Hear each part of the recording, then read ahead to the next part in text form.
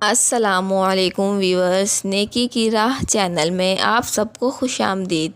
امید کرتی ہوں آپ سب خیر و عافیت سے ہوں گے۔ چلتے ہیں آج کی ویڈیو کی طرف۔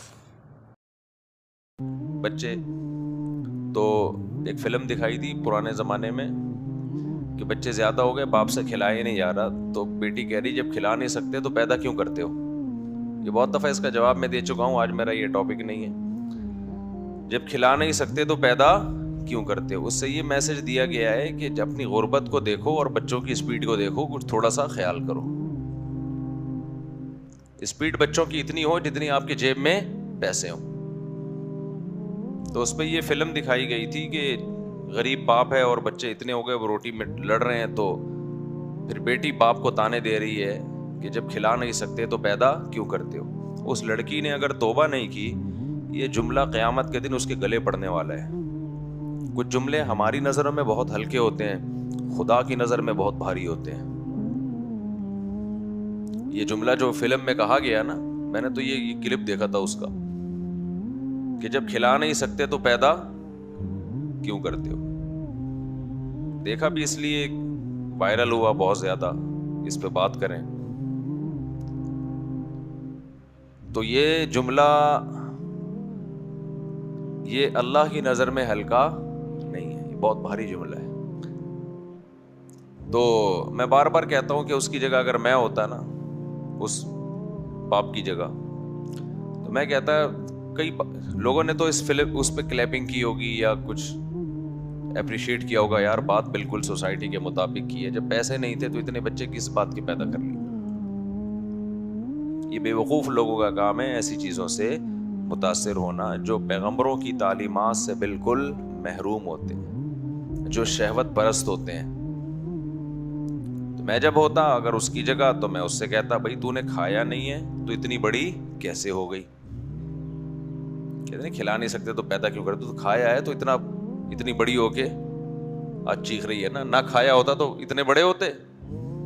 نمبر 2، زیادہ نہ کھایا ہوتا تو اتنا کانفیڈنس بھی نہ ہوتا کہ باپ کی آنکھوں میں آنکھیں ڈال کے بات کر رہی ہے۔ کچھ اضافی چربی آتی ہے باڈی میں، کچھ گریبیاں مل رہی ہوتی ہیں، عیاشی ہوتی ہے، جس کی وجہ سے اتنا کانفیڈنس ہوتا ہے کہ جو ماں باپ ہیں، جو زندگی کا ذریعہ بنے، جو سب سے بڑے محسن ہیں، انہی کی آنکھوں میں آنکھیں ڈال کے بات کر رہی ہے۔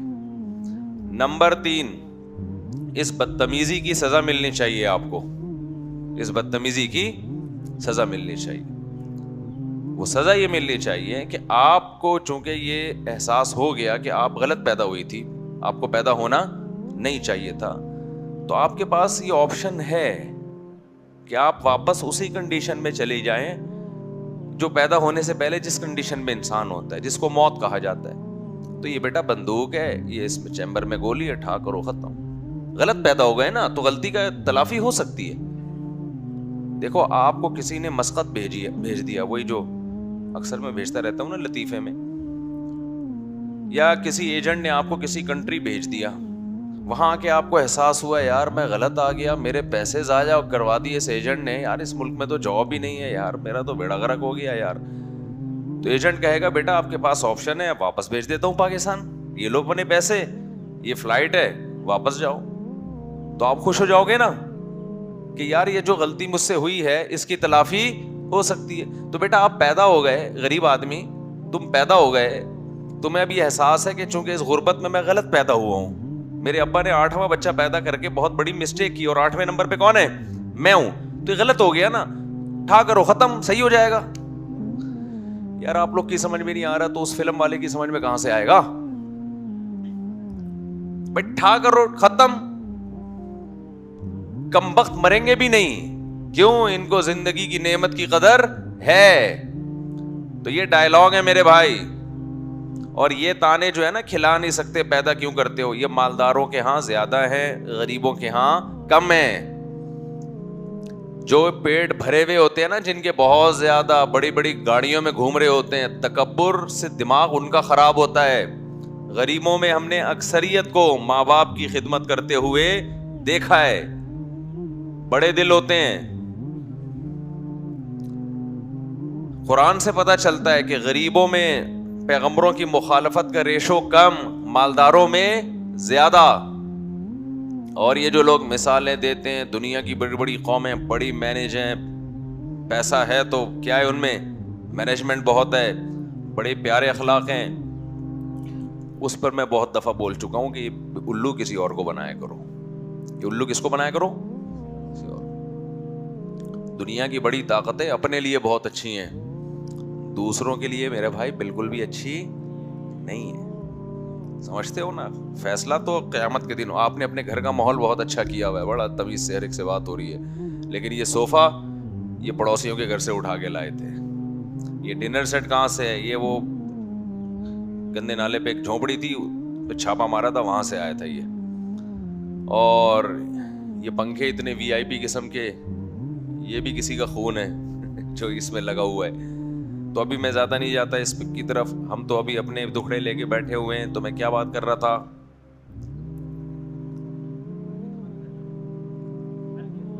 ہاں میں تو اصل بات یہ کر رہا تھا کہ اللہ تعالیٰ قرآن میں بہت سارے دلائل دیتے ہیں کہ جو یہ کر سکتا ہے وہ موت کے بعد زندگی بھی دے سکتا ہے.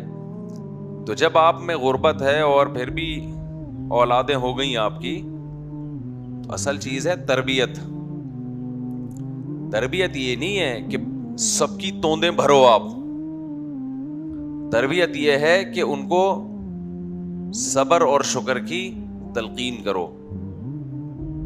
ابو سعید خدری رضی اللہ تعالیٰ عنہ نبی کے پاس آئے نا, سب کچھ ختم ہو گیا تھا غزوہ احد میں, باپ بھی شہید, بھائی بھی شہید, سب ختم. تو غربت بھی تھی نا, مسکنت بھی تھی. تو نبی نے کیا فرمایا, من یتصبر یصبرہ اللہ, بیٹا جو صبر مانگتا ہے اللہ سے, اللہ اس کو صبر دیتا ہے. ومن یستغنی یغنیہ اللہ, جو اللہ سے غنا مانگتا ہے کہ اللہ مخلوق کا محتاج نہ بنانا, تیرے سامنے ہاتھ پھیلاؤں گا. حالانکہ انتہائی شدید غربت ہے. جو اللہ کا محتاج بنتا ہے, کسی مخلوق کے سامنے اپنی پریشانی ظاہر نہیں کرتا, یغنیہ اللہ, اللہ اسے بھی لوگوں سے بے پرواہ رکھتا ہے. تو نبی نے تو ان سے نہیں کہا کہ تم اس غربت میں تم پیدا کیوں ہوئے. صحابہ کے دور میں جو غربت تھی نا, ہم آج اس کا تصور نہیں کر سکتے. وہ غریب کو, غربت کے بچے کو غربت کے خوف سے قتل کرتے تھے. قتل کرنا بہت بڑا جرم ہے. وہ کہتے کھلائیں گے کہاں سے. ان غریبوں کو قرآن نے کہا نسل بڑھاؤ. کہاں سے کھلائیں گے, نحن نرزقکم وایاہم, تمہیں بھی رزق دیں گے ان کو بھی دیں گے. میرے بھائی اللہ کو زبان سے ماننے کا کوئی اعتبار نہیں ہے, عمل سے مانو. آج زبان سے بڑے بڑے دعوے اللہ ہے, پریکٹیکل دنیا میں کہتے ہیں کہ کیلکولیٹر ہے سب کچھ, اسباب ہیں سب کچھ, اللہ غائب ہے. تو جب تک اللہ زندگی میں نہیں آئے گا نا, ٹینشن ختم نہیں ہوگی. ہمارے زبانوں پہ ہے اللہ, عملی زندگی میں نہیں, عمل سے لگتا نہیں ہے. دیکھو دو طرح سے کام ہوتے ہیں, یا تو اسباب سے ہوتے ہیں یا اللہ سے ہوتے ہیں. ایسا ہی ہے نا بھائی, آپ چلو گے تو چل لو گے, رکو گے تو قیامت تک رکے رہو گے. پانی پیو گے تو سیراب ہو جاؤ گے, نہیں پیو گے تو نہیں ہوگے سیراب. تو ان اسباب کو دیکھ کے دنیا پرست آدمی کہتا ہے سب کچھ اسی میں رکھا ہے. مسلمان کیا کہتا ہے, کام کرنے والا کون ہے بھائی, اللہ ہے. اللہ نے پیاس بجھانے کے لیے پانی رکھا, وہ پانی سے ہماری پیاس بجھاتا ہے, تو یہ اس کی طاقت ہے. لیکن وہ بغیر پانی کے بھی پیاس بجھا سکتا ہے.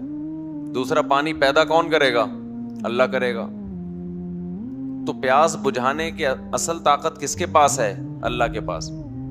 پانی پیدا کرنے کی بھی, بغیر پانی کے پیاس بجھانے کی بھی, اور پانی کے اسباب نہ ہو تو بھی پیدا کر سکتا ہے, اور بغیر پانی کے بھی پیاس بجھا سکتا ہے, اور یہ بھی کر سکتا ہے کہ پیاس لگنا ہی نہ دے اگر پانی نہ ہو.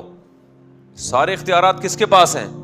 تو ہم اسباب اختیار کریں گے, لیکن ان اسباب میں رکھا کچھ نہیں ہے. یہ سارے پیدا کس نے کیے ہیں, اللہ نے پیدا کیے.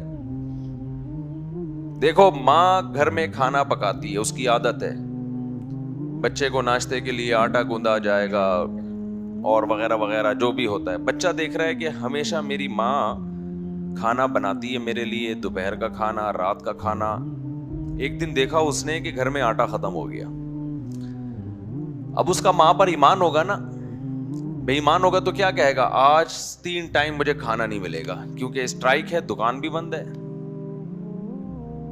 یا آٹا ختم ہوا ہے, یا مسئلہ کیا ہے کہ جی گیس نہیں آ رہی, آٹا تو ہے گیس نہیں آ رہی. تو آج تو میں گیا اور پتہ نہیں اب گیس کب آئے. اب وہ قحط سے مرنے کے اس کو خیالات آنا شروع. تو ماں ایک تھپڑ لگائے گی کھینچ کے اس کو, کہے گی بھائی یہ تو میں نے تجھے بتایا ہے کیونکہ گھر میں آٹا ہوتا ہے, پانی ہوتا ہے, تو میں اس طریقے سے روٹیاں پکا پکا کے کھلاتی ہوں. جس دن نہیں ہوگا تو ہوٹل سے منگوا لوں گی. تو کہے کہ آج تک آپ نے کبھی ہوٹل سے نہیں منگوایا. بیٹا اس کی ضرورت ہی نہیں پڑی ہے ہوٹل سے منگوانے کی, لیکن کیا تیری ماں تجھے ایسے مرنے دے گی ہے بھائی؟ اتنی ٹینشن کیوں لے رہا ہے؟ نہیں اماں, میں نے تو ہمیشہ یہی دیکھا ہے کہ آٹا گنتا ہے, پھر جناب چولہا جلتا ہے, تو چولہا جلنے کے لیے گیس جب ہے نہیں تو کیسے ہوگا؟ تو ماں کہے گی یہ تیرا ہیڈک نہیں ہے, یہ کس کا ہیڈک ہے؟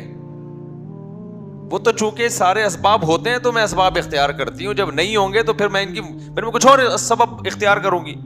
تو ہم نے بھی دیکھا کہ اللہ میاں ہمیں جو کھلاتے ہیں پلاتے ہیں وہ اسباب کے ذریعے, جاب لگتی ہے, تنخواہ آتی ہے, اس سے مختلف چیزیں ہوتی ہیں. تو ہم نے سمجھے کہ شاید اللہ اس کا محتاج ہے ایسا کرنے میں, لہٰذا ہم نے کہا 2 سے زیادہ تیسرا نہیں ہوگا. میری تنخواہ اتنی ہے, تیسرا آ گیا تو اس تنخواہ میں 2 کم بخت نہیں پل رہے, تیسرا کہاں سے پلے گا, چوتھا کہاں سے پلے گا؟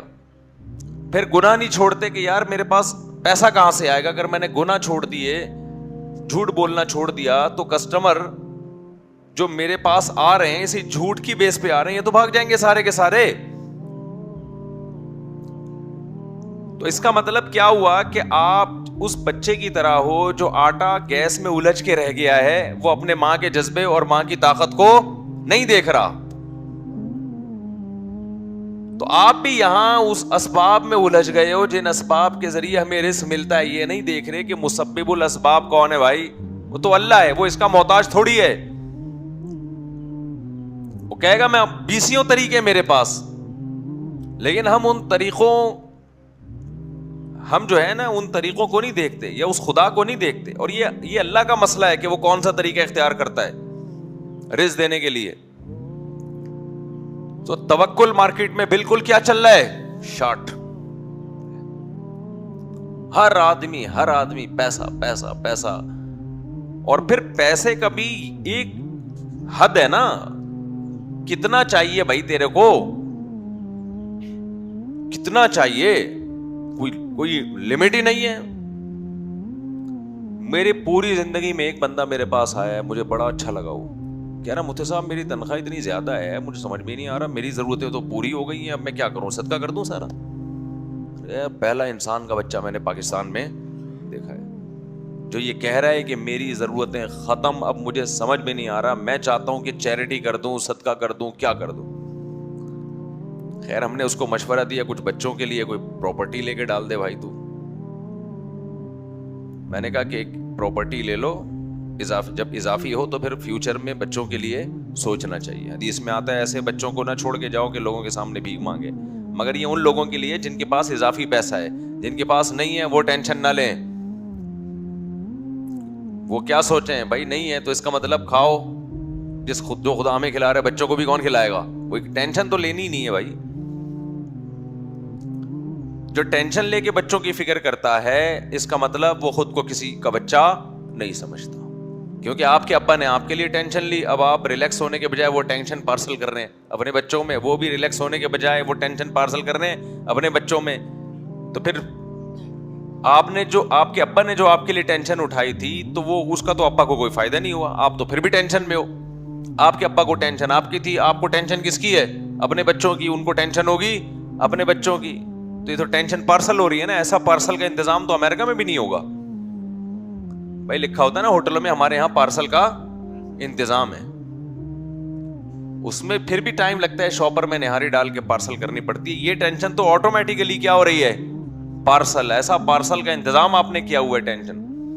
تو اضافی اللہ نے دے دیا ہے تو بچوں کے لیے بنا لو, نہیں دیا